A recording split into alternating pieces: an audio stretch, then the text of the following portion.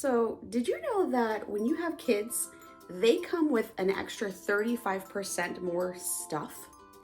And I'm not just talking toys, I'm talking about stuff. If you're feeling overwhelmed with the clutter with kids, I want you to watch this video all the way to the end because I'm going to be sharing my best tips with you with how to stay clutter-free when you have kids. So at the time of this video, it's about the middle of January, and if you're anything like me, my kids got a lot of stuff, and I just so happen to have two kids that have a birthday in December and a birthday in January, so the influx of stuff we get is astronomical. However, I have been able to tame this stuff down and been able to create systems and routines, because that's what I'm about, systems and routines, to keeping the clutter at bay and to help me organize and get things ready so that I don't fall into the clutter black hole. Talked about in the beginning of this video how kids come with 35% more things just being born. They come with stuff, right? It's just stuff everywhere. Baby things, baby swings. And then they get older and they do things like this. We have Legos everywhere, and we have lots of toys everywhere and building blocks and all kinds of things. They become professional collectors.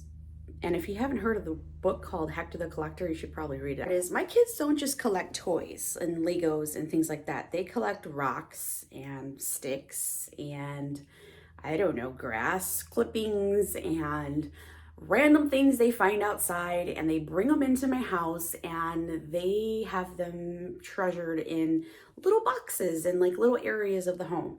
And so they bring in their own kind of clutter on top of the regular clutter they get from gifts and Christmas and things like that. My first tip here for you is I don't discourage my kids from collecting things. I don't give them negative feedback on why do you have so many rocks or why do you have any of, these so many things. I don't want to give them a negative connotation on the things that they find value in. Instead, find a way to explain to your kids the value of things and that not everything can have the same value. So I'd like to tell my kids all the time that not everything's special, because not everything can be special, because then everything has an equal value, and then you're never going to be able to eliminate or get rid of things or figure out what really means the most to you. So creating a value system or helping them understand that not everything holds the same value can help them let go of the things as we get into the more tips about teaching them on how to let go regularly. So instead, what I like to do is I like to add in gentle reminders. So when we go through regular decluttering sessions as families, I sometimes will go and say, hey, are you still really into all of these rocks? They're really cool, but it looks like you've got some different bigger rocks. Can we maybe get rid of some of these other ones that are not as cool anymore? That then leads me into the next tip of what I do. I like to do the swap rule in our household. So when kids get new things, they get so super excited. They rip open the boxes and they want to play with everything. Everything's new and it's great and it's grandiose. But what ends up happening? They either lose their interest within the hour or they lose their interest within a week, right? And then you start the pile of clutter and the pile of toys. So what I like to do is the swap rule. So they get something new. Maybe there was something they were dying for. My son recently was wanting this electric scooter. We splurged and we finally bought it for him. But we said, all right, since now that we've brought in this electric scooter, maybe it's time to let go of the power wheel. And maybe we don't need our regular scooter anymore since the electric scooter is like a 2-in-1. So using those kind of swap methods can help you release the clutter and help the kids visualize, hey, I'm not losing things if you have a kid that likes to hold on to things, but more of, I'm replacing it with something new that I like, that I enjoy, that's fun. And it's okay that I let those things go because I was having lots of fun with those things, but I don't need them anymore. So what that has done is throughout the years with my kids is that gives them the sense of control, and it doesn't feel like someone's taking things away from them. I think that a lot of people who struggle with clutter, whether children or adults or hoarders, they feel like they're losing control. If you've ever watched those hoarding shows, it can feel very emotional, very draining for someone who's holding on to things. And I don't ever want my kids to feel that way. And so giving them that control by saying, hey, I think we played so much with this. I think you're ready to move on. What do you think? Giving them the opportunity to answer that and being okay with the answer being no, not yet has been transformative in my household.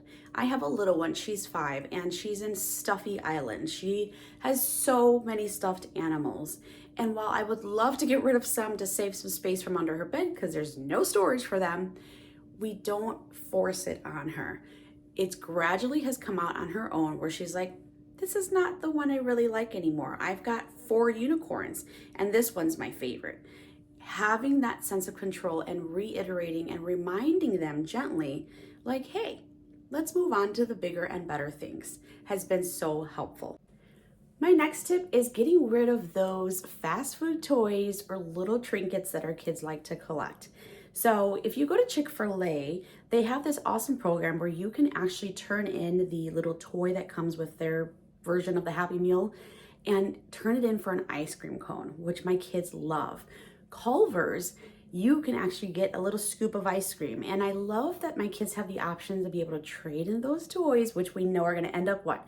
At the bottom of our cars, lost in the crevices, who knows what, but we don't need them. And that just adds to our clutter when we collect them. We never really did the Happy Meals for our kids. Like we did like every so often, and it was a special treat or special occasion. So you can start to do that. And then as they got a little older, we just didn't do those at all. And yes, we do fast food here sometimes, so whatever.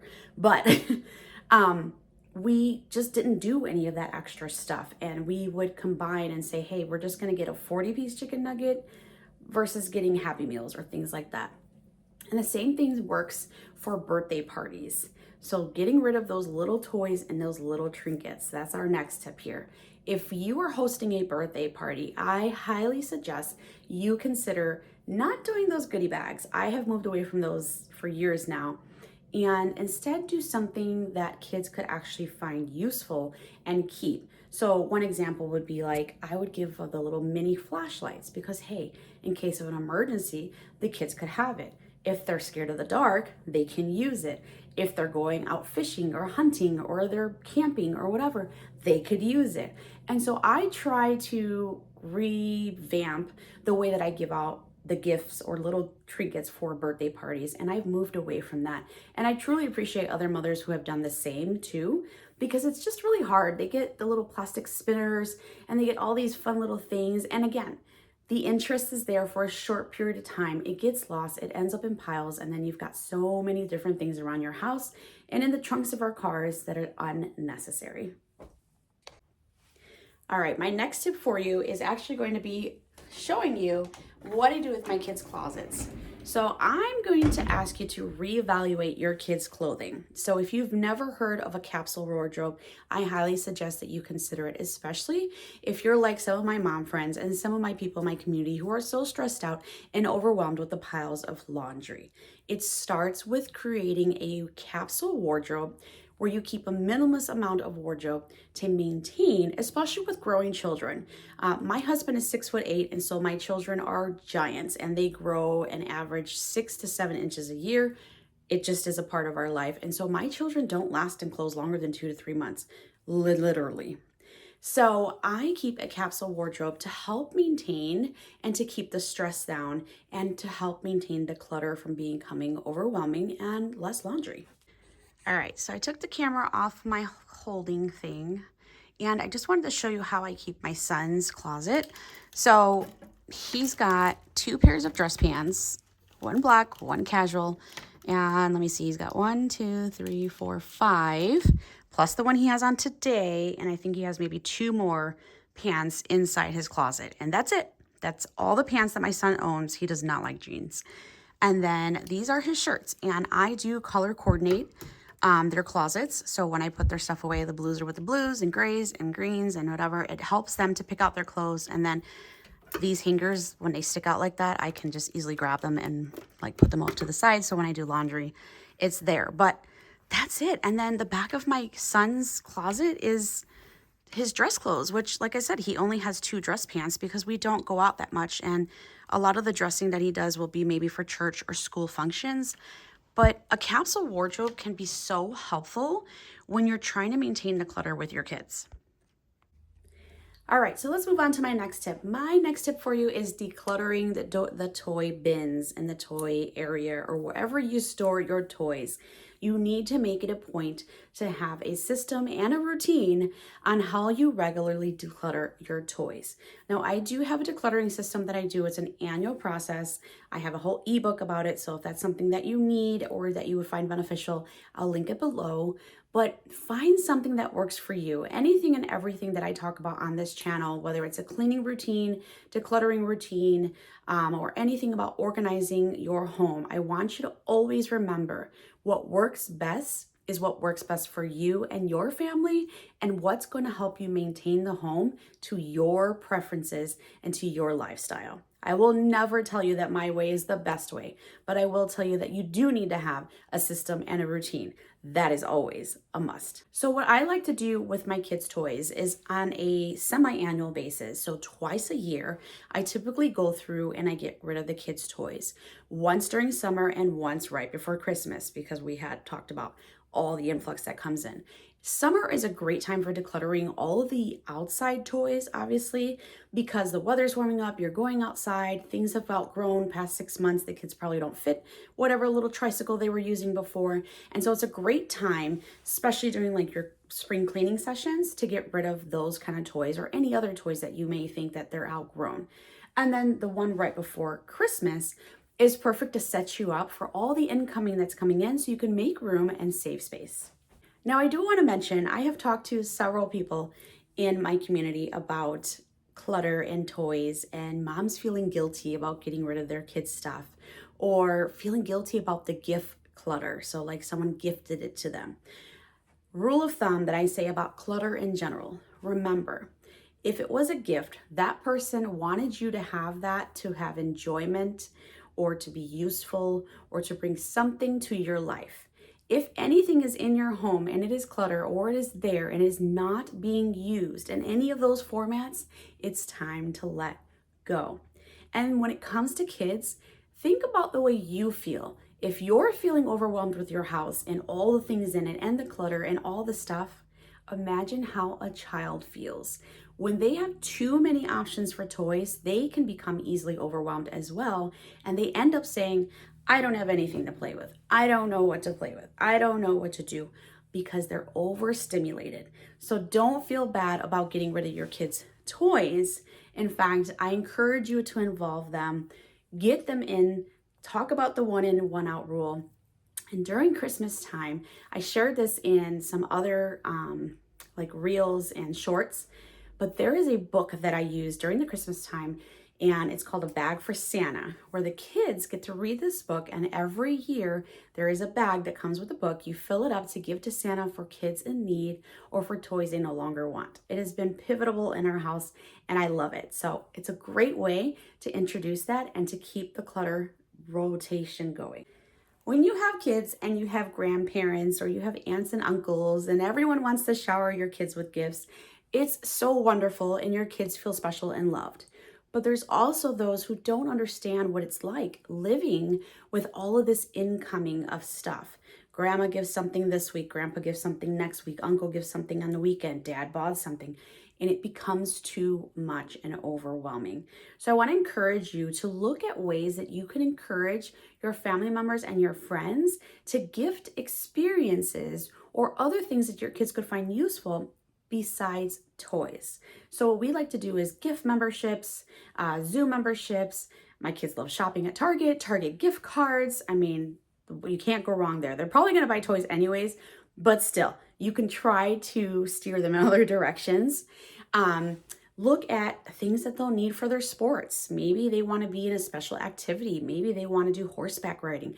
Anything like that are great life experiences or activities that they can do outside of just giving a physical toy to reduce a lot of the clutter that comes in. For a short period of time, I was really in the Osborne books. And if you don't know what Osborne is, they are awesome learning books and unique books that teach kids all about life and all kinds of things. But it can be a lot of books that come in and you get book clutter. And we have 2 bookshelves in each child's bedroom. But one of the things that has been very helpful for us is to book swap. So take the books to the library and you can sell older books, or go to a place like Once Upon a Child and sell older books for a discounted price and get different books that you want. And as always, using the library is always beneficial. My kids love library trips. They get their library school books and then they get the regular books from the library. So you can always do that when it comes to getting rid of the book clutter. Now, this next tip can be tricky for a lot of parents in general, getting rid of our kids' crafts. Yes, I do. I do get rid of them. I don't keep everything. I do throw them in the garbage. I have gotten caught before, but I'm going to get you through this. I'm going to tell you some tips and tricks on how I've been able to get rid of all of those lovely crafts that they make that a scribble on a piece of paper doesn't mean much to me, but I love it, I acknowledge it, and we move on from it. Comes to getting rid of the kids' crafts. First thing is, if there's something that you want to throw out, but you kind of want to remember it, take a picture of it. Organize it in Google Photos, organize it in some kind of way, but take a picture of it so you still have the memory. If you're kind of lost on sorting through the crafts and you're not sure what should you keep and what should you not keep, I loved to keep all of the crafts that had my kids' handprints on it. Anything that was physically from them that I could remember how small their hands were or how cute they were, those are a must keep in my opinion. And so I always sorted the crafts by that. If they came home, let's say with 4 different crafts and they made a snowman and they made something else, but one had a handprint and it was made into a butterfly, I'm going to keep the handprint with the butterfly and probably Mr. Snowman's going to go away. Now this next tip, I actually do this with all of the incoming daily mail. So if you go on my blog, I talk about dealing with the incoming mail with the kids. But when the kids come in with all of their crafts and everything they've done and made for the day, I like to ask them questions about it. Because then and there, before it gets lost in the house, I can sort through it and get rid of it before it becomes cluttered. So I like to ask my kids stories about their crafts. So tell me about this picture. 9 out of 10 times, I can tell you, my daughter will say, well, I just copied what the teacher said. Then there's the times where they'll say, oh, my teacher said to create blah, blah, blah. And she'll say, and I thought it was really fun, and I created an amusement park, and I like unicorns, and they have a story behind it, and they're proud of it, and they're showing their enthusiasm about it and how hard they worked on it. That's a keeper. That is how I help determine what I should and shouldn't be keeping when it comes to their art projects. Let's talk a little bit about the bin system. So the bin system is where you have toys or you have items, right? And they all go in the toy bin or bins, multiple bins if you have those. But if it doesn't fit, it doesn't stay. So sometimes we tend to keep things and then they kind of like overspill, right? And then they start taking wall space and then they're hiding behind couches and we don't want to get into that because that's how the clutter builds and then we don't physically see it, even though we do, but we don't. Do you know why? Because it's spread thin. But when it's all in one pile, we tend to see it, right? Because it's like, oh, the pile is really huge. But if you spread it out thin, it tends to kind of blend in and then all of a sudden you become blind to the visual clutter. So what I want to suggest is if you struggle with this kind of stuff, look into sticking with the rule of the bin. If it doesn't fit, it can't stay. And you choose the size of the bin or bins, multiple bins or whatever it is. But this can be a kind of a hard rule to kind of help everyone kind of say, oh, we either need to get rid of some things or this item's probably too big. Maybe it needs a different home, but not any more things can fit in here. So let's not add to the pile. Hope you enjoyed all of these tips on how to become or stay clutter-free with kids. Be sure to hit that like and subscribe button for more tips on cleaning, organizing, and decluttering. But I want to share some last little tidbits for you. Remember, it's important to empower our kids when it comes to their things. Also remember that our kids mirror everything they see because we are their first people. So if we are struggling with clutter, I advise you to make sure that you have taken the time to deal with whatever clutter you have and then empower your kids to do the same. Creating a less cluttered free home and or starting your minimalist journey if that's what you're on. Be sure to leave a comment below to share your favorite decluttering tips so that we as a community can all learn together. Until my next video, thanks for stopping by as always.